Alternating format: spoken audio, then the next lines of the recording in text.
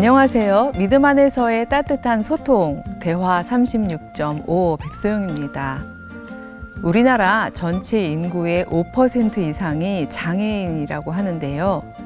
여전히 장애나 장애인에 대한 이해가 부족한 것이 현실입니다. 매년 4월은 장애인의 달이죠. 미랄복지재단 손봉호 이사님 모시고 장애인과 함께 더불어 살아가는 법에 대해서 이야기를 나눠보겠습니다. 손봉호 이사님 어서 오세요. 안녕하세요. 예. 반갑습니다. 고맙습니다. 네. 저는 제가 기독교 사회윤리 전공자라서 교수님 책 많이 읽고요. 감사합니다. 예. 예, 많이 배웠는데 이렇게 또 직접 이야기 나누게 되어서 너무 감사하고 영광입니다.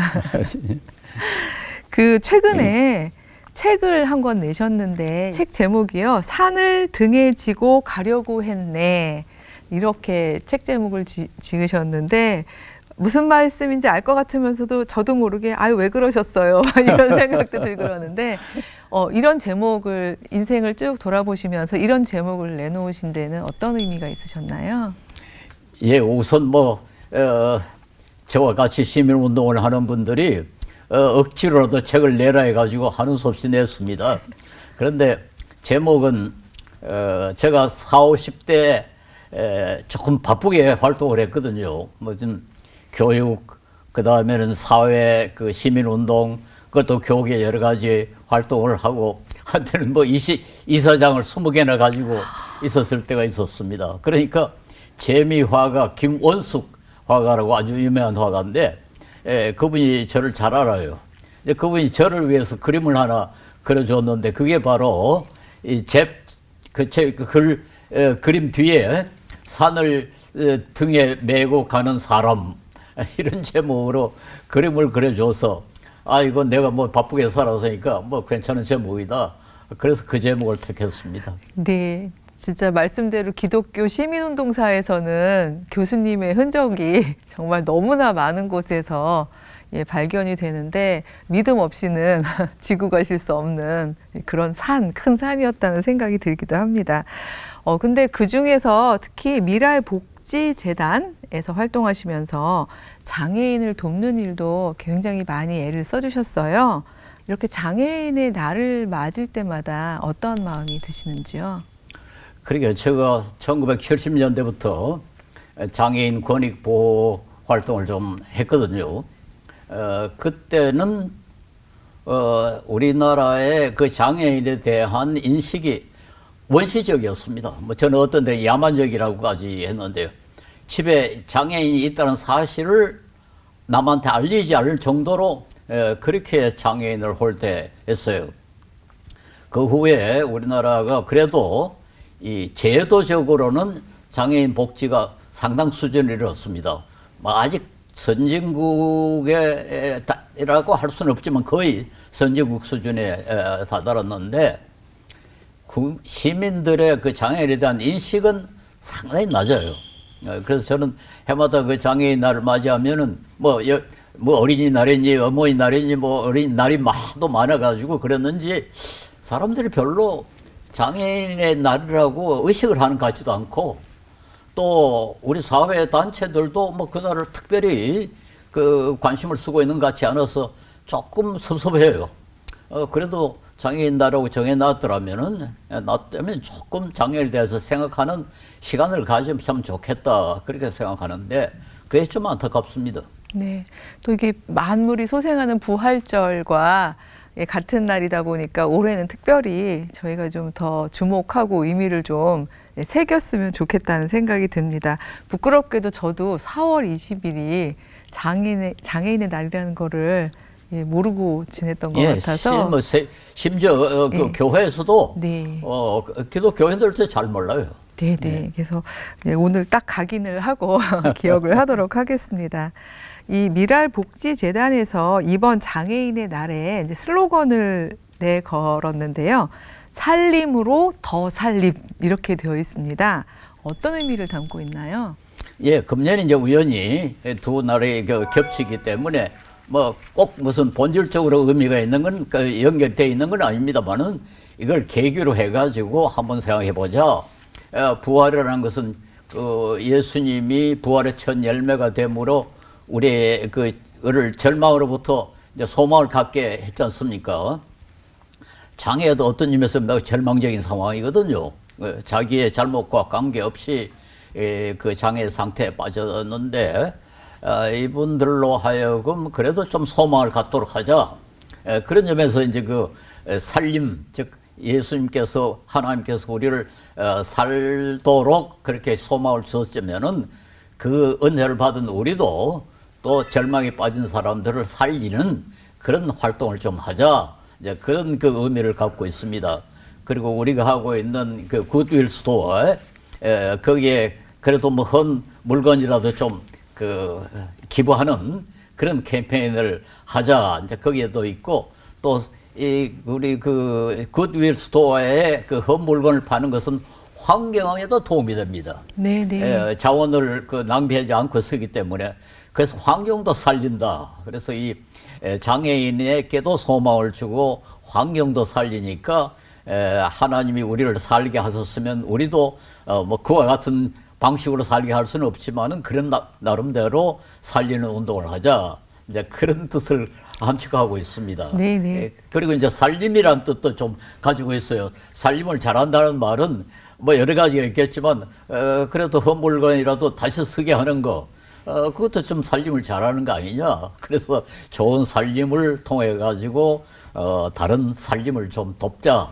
그런 캠페인을 하기 위해서 그런 그 슬로건을 만들었습니다. 네네. 굿윌 스토어, 그러니까 좋은 뜻이 그 안에 다 담겨져서 살림으로 더 살릴 수 있는 이런 한 해가 되었으면 너무 좋겠습니다. 예, 그래서 이제 이걸 금년에만 그치지 말고 늘 그 부활절과 장애인 날이 이제 비슷하게 그 가까이 있으니까 부활절을 맞을 때마다 우리가 장애인도 생각하자. 이제 그렇게 앞으로도 그렇게 하려고 하고 있습니다. 그러면 교회들도 늘 부활절은 절기로 지키니까 이런 일들을 교회도 다 참여해서 함께 교회의 또 운동으로 이렇게 연결해도 참 좋겠네요. 그렇죠. 네네. 사실 교회는 이제 부활절은 반드시 지키지 않습니까? 네네. 그런데 이제는 그때마다 장애인에 대해서도 한번 생각하는 그런 전통을 하나 만들어주면은 참 좋지 않겠나 그런 생각도 좀 합니다. 네네. 이게 아까 우리 교수님께서 이제 우리 사회 전반에서 한 집안에 장애인이 있으면 숨기고 가리고 쉬쉬했다 이런 얘기 하시고 그랬는데 한국 사회에서 여전히 이 이제 장애인에 대한 인식이 좀 부족하잖아요. 예, 지금 현재 사회에서 이 어느 정도의 수준에 그러니까 도달해 있다라고 보시나요? 제도적인 복지는 상당 수준에 이르는데 국민의 그 장애인에 대한 인식은 아직까지 상당히 뒤떨어져 있어요. 예를 들어서 장애인 시설을 혐오 시설로 생각하는 그런 선진국은 세계 없습니다. 얼마 전에 강서의 그 장애인 시설을 반대해가지고 주민들이 한 걸 할 때 장애인 부모가 그 주민들 앞에 무릎을 꿇고 빌었거든요. 저는 그걸 보고 얼마나 부끄러웠는지요. 이게 만약에 다른 나라에 알려지면은 한국을 뭐라고 보겠냐. 아직까지 그 정도입니다. 그리고 정부에서 이제 그 장애인들을 고용하라고 얼마 이상은 반드시 그 장애인을 고용해야 된다는데 고용하지 않고 그 대신 벌금을 내요. 차라리 벌금을 내겠다. 예, 지금 대부분의 그 기업들이 그렇게 하고 있습니다. 그거로 지금 장애인 고용공단이라는 단체가 그 돈을 받아가지고 운영을 하고 있어요. 그리고 아직까지 이거 시설도요. 장애인들이 마음 놓고 출입할 수 있는 시설이 요즘 뭐 큰 시설은 그렇게 하고 있습니다만 그렇게 많지 않고 심지어 교회도 휠체어를 타고 마음대로 들어갈 수 있는 그런 교회가 많지 않아요. 그러니까 아직까지 우리 국민의 장애인에 대한 인식은 한참 멀었습니다. 제도는 어느 정도 있지만 그래도 인식이 못 따라가고 있다. 네. 이렇게 말씀을 해주신 네. 것 같습니다. 한국 교회도 전반적인 사회 수준과 비슷할까요? 지금 한국 교회와는 어떨까요? 조금 전에 앵커께서 우리나라의 장애인 국민의 5%라고 그러지 않습니까? 실제로 이것도 상당히 인색합니다. 선진국은 대개 11%. 네. 카나다 같은 나라는 뭐 13%, 거의 20%를 장애인이라고 취급하는 나라가 많아요. 근데 우리는 겨우 5%입니다. 그런데 국민의 5%가 장애인인데 교회에 한번 가보십시오. 교인들의 5%가 장애인인지 거의 그렇지 않습니다. 장애인들이 뛰질 않아요. 응? 이제 이 사회보다 교회가 오히려 뒤떨어집니다. 그 정도로 장애인에 대한 인식이 약해요. 근데 예수님은 누가복음 14장에 보면은 잔치를 배설하거든 돈 있는 사람이나 형제나 아는 사람 청하지 말고 장애인을 택하라, 청하라. 그래야만 내게 복이 있을 것이다. 그랬는데 우리 교회는 돈 있는 사람 청하지 장애인 청하지 않습니다. 그래서 우리 그 나라의 한국 기독교가 기복적이다 이제 그런 말을 많이 하면서 지금은 이제 그렇지 않다고 그러는데 전혀 그대로 남아 있어요. 우리 예수님은 나에게 복 주시는, 나를 구원하시고 나를 위로하고 우리를 축복하시는 하나님이지 약한 사람을 돌보는 하나님이 아니에요.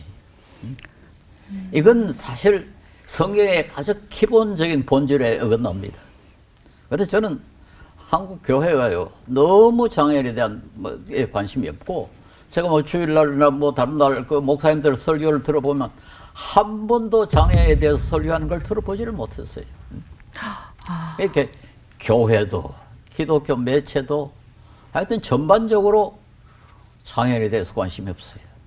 그런데 이건 성경의 예수님과는 전혀 다릅니다. 예수님이 그렇지 않았어요. 예. 이 교회의 역할을 저희가 좀 빨리 얼른 회복하고 해결의 길을 모색을 해야 될 텐데요. 이런 부분들 어떻게 저희가 해결해 나갈 수 있을까요? 그러게 우선 이제 초대 교회는 그렇지 않았거든요. 네. 초대 한국 교회. 네네. 사실 우리나라의 뭐 이 장애인에 대한 관심은 교회가 시작을 했고요. 요즘도 사실 우리 미라를 비롯해 가지고 장애인에 대한 관심은 기독교인들이 먼저 보이기 시작했습니다. 복지도 그래요. 그런데도 불구하고 교회가 성장함에 따라서 오히려 그 장애인에 대한 관심은 줄어지고 있어요. 그런데 그게 이제 제가 아까 이야기한 일반적인 기복적인 신앙, 그리고 한국 전통, 장애인 보면 재수가 없다 하는 그런 식의 사고방식을 완전히 바꾸지 못한 거죠. 그런데 우리 예수님의 그 태도는 완전히 달랐거든요. 예수님은 스스로를 의사라 하셨습니까? 의사는 병난 사람을 위해서 필요한 거지 건강한 사람에게 필요 없다. 예수님이 스스로 그렇게 말씀하시지 않았어요. 그러면은 예수님이 누구를 위해서 오셨나? 물론 우리가 막연하게 이야기를 합니다. 모든 사람을 위해 오셨고 나를 위해서 오셨다. 그렇게 할 수 있지만은 객관적으로 보면 우선 장애인, 고아와 과부와 나그네와 병든 자, 소외받는 자, 장애인, 그분들에게 예수님의 관심이 집중돼 있었거든요. 그렇다면은 그 예수님의 사랑을 본받아야 할 교회는 마땅히 그렇게 해야 되지 않겠습니까? 근데 여기에 우리 한국 교회가 너무 미치질 못하고 있어요. 사실 교수님께서 이렇게 시민운동 하시면서 약자들을 향해서 계속 말씀하시고 또 실천하시고 했던 영역이 많은데 특별히 이 이제 장애인의 권익에 유난히 관심이 많으셨고 시간과 에너지만 쓰신 게 아니라 최근에 한 3년 전이죠. 한 13억 정도 상당의 재산을 기부하시고 장애인 권익기금을 만드신 것으로 알고 있습니다. 이런 결정을 하신 특별한 계기가 있으셨나요? 예, 저는 철학을 전공한 사람이라서 감정이 좀 메말라 있어요. 그래서 저는 누굴 보고 불쌍하다는 생각을 별로 하지 않습니다. 제가 장애인에 대해서 관심을 쓴 것은 상당히 이론적입니다. 성경을 읽어보니까 예수님은 약한 사람에 대해서 관심을 쓰더라. 제가 유학하고 귀국해보니까 지성인들이 주장하는 게 노동자, 농민, 도시 빈민, 이분들이 가장 불리한 위치에 있다. 그렇게 떠들더라고요. 근데 저는 정말 그러냐. 그때 70년대는요. 장애인을 거의 사람 취급도 안 했습니다. 복지에는 아무것도 없었어요. 그래서 나는 이론적으로 따져가지고 그럼 나는 장애인 권익 운동을 하겠다. 그렇게 해가지고 시작을 한 거고요. 그다음에 뭐 좀 기부를 한 건 또 어떤 점에서 좀 욕심이 좀 많아서 그렇습니다만은 한 20, 30년 전에 뭐 정확한 연대를 모르겠습니다만 이화여대 간호대 학장을 하신 김수지 교수가 대학 총장까지 하다가 은퇴하고 말라위라는 가난한 나라에 가서 간호사를 양성하고 있었어요. 그래서 내가 너무 고마워가지고 돈을 2천만 원을 보냈습니다. 그래서 이걸 필요한데 쓰십시오. 그랬더니 이분이 자기가 쓰지 않고 그거를 건물을 지어버렸어요. 건물이요 전 정확하게는 모르겠습니다만 한 200평 좀 되는 큰 건물이에요. 2천만 원 가지고. 그게 좀 장애인 시설돼서 좀 거기에다가 손봉호홀이라고 까지 붙어 있어요. 네네. 그때 이제 생각한 게 겨우 2천만 원 가지고 이렇게 큰 일을 할 수 있겠구나. 여기 지금 한 30몇 개의 장애인 프로그램이 그 건물 안에서 이루어지고 있습니다. 뭐 직업재활이라든가 뭐 주간보호센터라든가 성경공부라든가. 그래서 돈 가치 있게 쓰는 법이 바로 이거로구나. 그렇게 해가지고 돈이라는 게 그렇지 않죠. 우리가 노동을 투여해가지고 받은 거고, 그렇게 노동이라는 게 우리 삶인데, 그 말은 돈이 올바로 사용되면 내 노동의 가치도 그만큼 가치 있어지고 내 삶도 그만큼 가치 있습니다. 그러면은 내가 내 삶을 가치 있게 만드는 법이 2천만 원을 한국에 쓰는 것보다는 이 가난한 나라에 쓰는 게 좋겠다. 그래서 제가 가난한 나라 장애인들을 위한 그분들의 권익을 위해서 이 돈 좀 쓰자. 마침 또 제가 조금 노라이거든요. 지독하게 아끼거든요. 제가 무슨 부동산 투기를 합니까?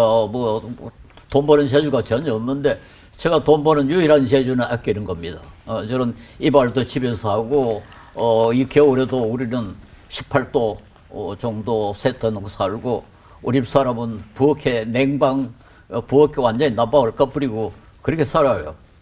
그렇게 몇십 년을 모으니까 그게 큰 돈이 되더라고요. 아유, 근로소득 그래가지고. 열심히 버시고 아끼신 돈을. 예, 그건 완전히 우리가 노래가 돼가지고 예. 그거 만든 돈입니다. 그러면 참 하나님 앞에 정말 가치 있겠다. 내 삶을 가치 있게 만드는 거다. 그래서 내가 좀 욕심이 많아서 그렇게 했습니다. 아닙니다.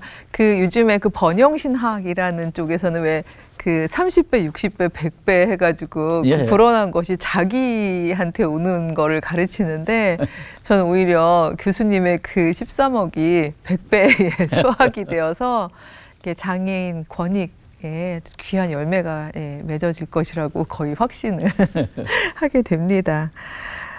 근데 아까 설명해 주실 때 나는 감정형이 아니라 그러니까 난 사고형으로 복음서 읽어보니까 이렇게 해야 되더라라고 생각해서 하셨다고 하셨는데, 그래서 교수님께서 최소 고통론이라는 이론을 만드셨어요. 조금 소개해 주세요. 예, 많이 알려진 겁니다. 이제 영국의 벤탐이라는 철학자가 이제 공유주의라는 이론을 만들었는데, 우리가 다 동의할 수 있는 건 모든 인간이 예외 없이 추구하는 건 행복이고, 모든 인간이 예외 없이 싫어하는 건 고통입니다. 이건 이유가 없어요. 왜 행복을 추구하느냐, 왜 고통을 싫어하느냐, 이유가 없어요. 무조건 그렇게 합니다. 그런데 벤탐은 가장 많은 사람에게 가장 행복하게 만드는 것이 도덕적이다. 그런데 요즘은 제가 만들어낸 이론이 아닙니다. 물론 저 나름대로 제가 처음이라고 생각했는데, 최소 고통론이라는 네이밍은 그런 거는 이제 없어요. 교수님이 붙이신 거니까. 그런데 요즘은 이제 소위 이 소극적인 공유주의라는 것이 생겨가지고 최소 고통, 가장 적은 소수의 가장 작은 고통을 추구해야 된다. 이게 요즘 이제 윤리학에서 많이 논의되고 있습니다. 저는 그게 예수님의 정신이라고 생각해요. 왜냐하면 예수님은 나는 의사다. 건강한 사람을 위해서 오질 않았다. 나는 병든 사람을 위해서 왔다. 그 말은 예수님이 이 세상에 오신 것은 행복한 사람 더 행복하게 만들려고 오신 것이 아니에요. 고통받는 사람 덜 고통스럽게 고통을 제거하기 위해서 오셨다. 그러면 그 예수님의 정신을 따르려면은 최소 고통론을 따라야 되지 않냐. 그렇게 최소 고통론을 말하고 있습니다.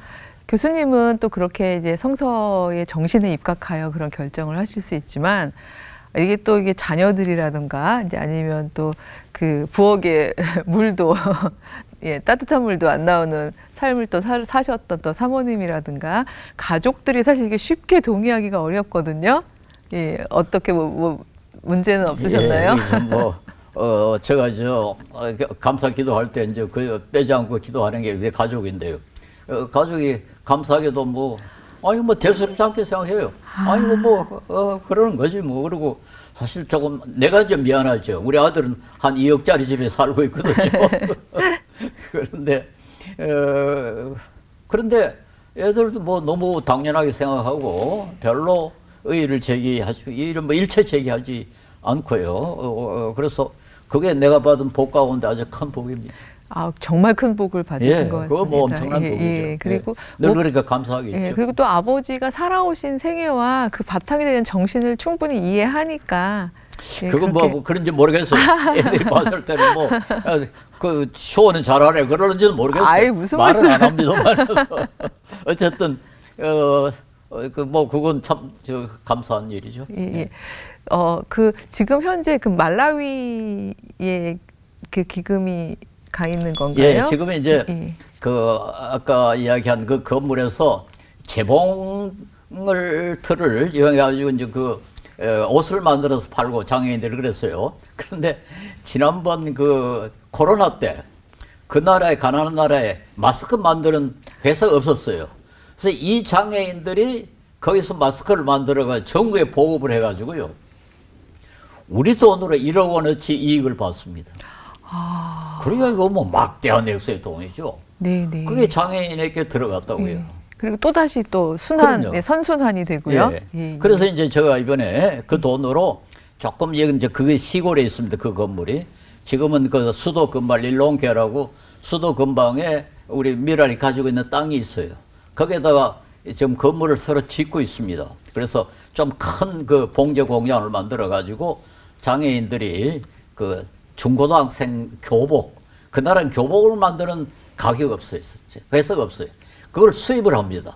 그래서 그 나라에서 교복을 만들어 가지고 좀 보급하자. 그리고 이제 우리나라에 옷 만드는데 전문가 아주 선한 그리스도인들이 자발적으로 거기 가서 교육을 시켜줘요. 지난번에 2번 가서 벌써 교육을 하고 왔는데 아주 교육을 잘 받더라 그래요. 그래가 앞으로 이 건물이 완성되면은 우리나라의 전문가가 가서 아주 예쁜 그런 교복을 만들어 가지고 중고등학생에게 보급하고 그 꿈을 지금 꾸고 있습니다. 지금 이제 정지 작업을 하고 있어요. 네, 구체적으로 이렇게 정말 귀하게 사용되는 돈인데 이거 막 저축해 놓고 추상적으로 금액 불리는 거하고는 비교가 할 수 없이 그게 귀하게. 제가 제일 싫어하는 겁니다. 그래서 제가 권익 기금을 조금 늘려야 된다. 그런데 늘린다고 하지 말고 우선 사업을 하자. 그래서 사람들이 봤을 때 이 돈이 효과적으로 쓰인다 하는 걸 봐야 기부를 하지. 막연하게 권익 기금 키우자. 그거 아주 안 된다. 그렇게 주장합니다. 네. 얘기해 주신 것들 중에서 마스크 만들기도 하고 이제 여러 가지 사실 장애 정도에 따라서 저희가 계속 도움만 주는 게 아니라 사실 궁극적으로 본인이 할 수 있는 일을 하면서 자립하고 또 성취감도 느끼고 또 이런 게 정말 중요하다는 생각이 드는데요. 네, 이런 것들을 위해서 어떤 방법이 효과적일까요?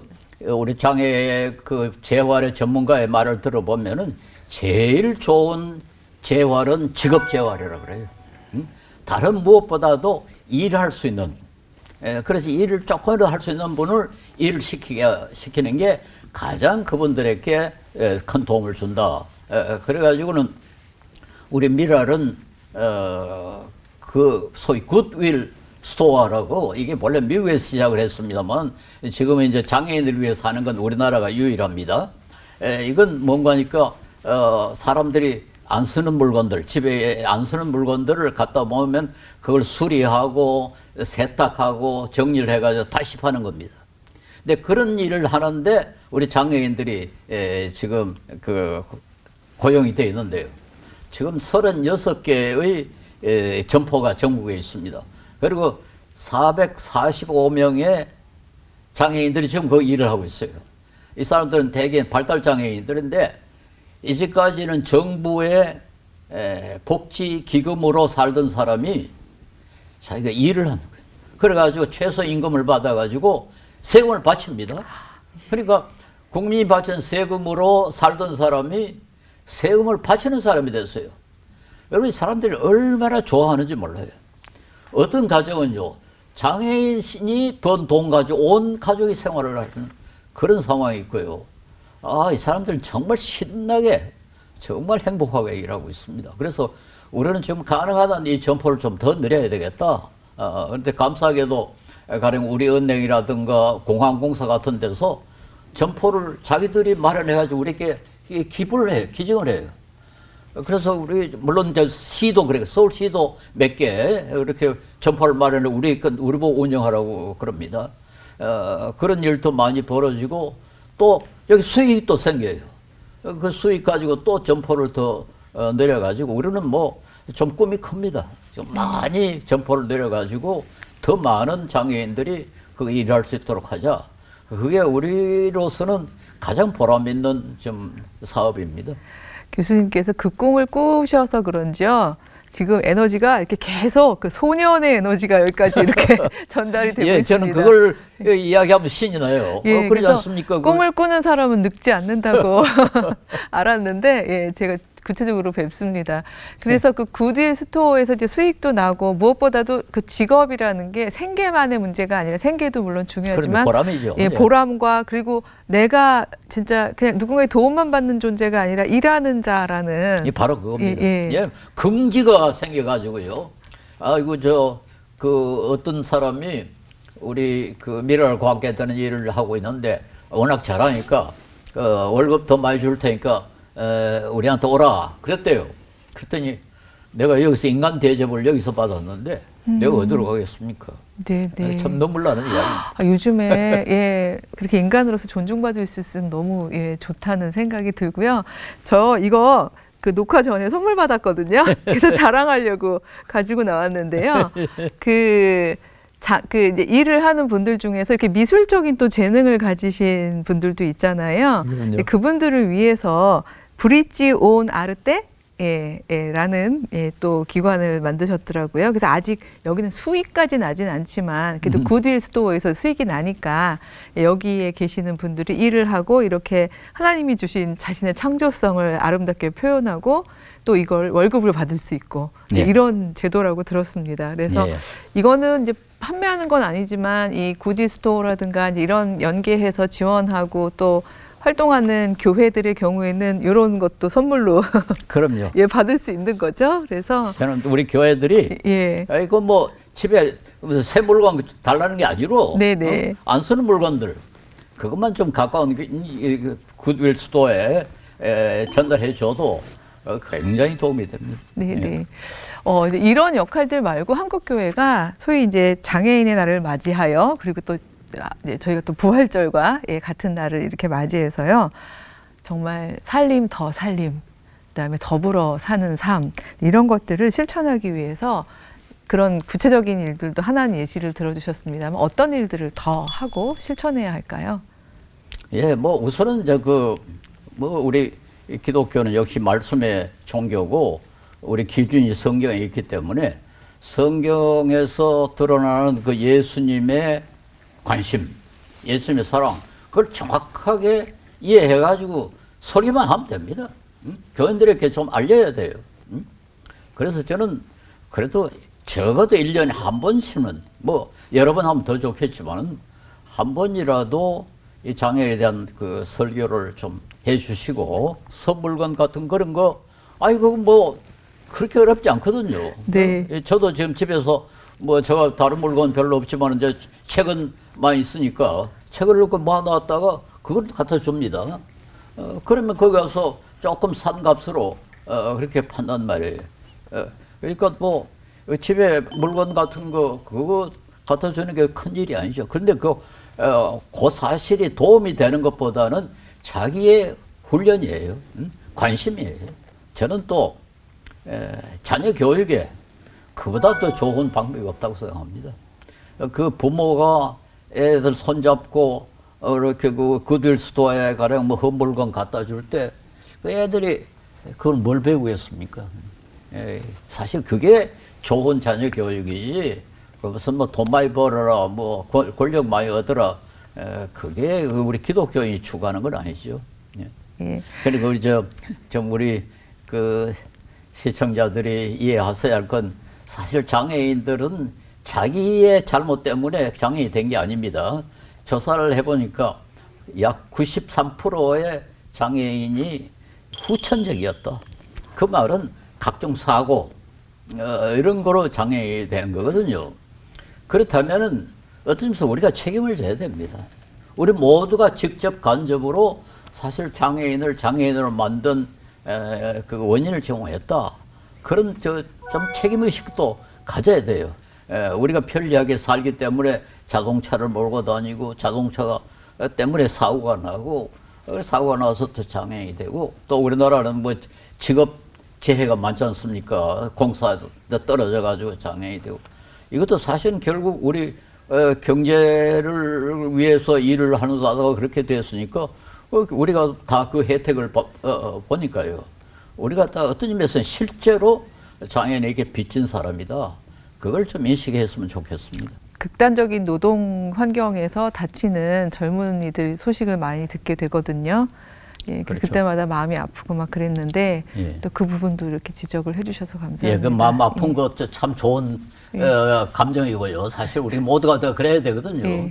이거 이거 참 단순히 안 됐다 할 게 아니라 결국 저런 사람들 때문에 우리가 이만큼 산다는 그런 이제 빚진 마음. 예, 빚진 마음, 빚은 갚아야 되는 거니까. 그렇죠. 행동으로 예, 조금이라도 그걸 갚자. 그리고 시청자 모두 특별히 우리 그리스도인들은 저는 자존심을 좀 가져라 이제 그런 주장을 해요. 자존심이라는 게 내가 뭐 잘났다는 게 아니라 나는 올바로 살아야 된다. 그게 자존심이에요. 내가 이 세상에 태어났고 하나님이 보내신 것은 이유가 있다. 그래서 그 이유에 맞게 살아야 되겠다. 그게 뭐겠습니까? 우리 하나님을 기쁘시게 하는 거고 우리 하나님을 기쁘시게 하는 방법 가운데 아주 중요한 것이 사랑입니다. 의지로 약한 사람을 돕는 거. 그게 사랑의 가장 대표적인 표현이거든요. 우리 한국 사람이 모두 그렇게 자존심이 있으면 좋겠고 특별히 그리스도인들은 아주 자존심 있게 살아라. 그렇게 부탁하고 싶어요. 네, 자존감을 가지고 자존심 있게 예. 저희 더 살림의 삶을 살아가겠습니다. 그렇습니다. 믿음 안에서의 따뜻한 소통, 대화 36.5. 오늘은 미랄복지재단 손봉호 이사님 모시고 장애의 벽을 뛰어넘어 더불어 사는 방법에 대한 이야기를 나누어 보았습니다. 다른 사람을 행복하게 해줄 수 있다면 무엇보다 가치 있는 일이겠지만요. 그에 못지않게 다른 이들의 고통과 불편을 줄이는 일에도 관심을 가져야겠다는 생각이 듭니다. 함께해 주신 손봉호 이사님 그리고 시청해 주신 여러분 감사합니다.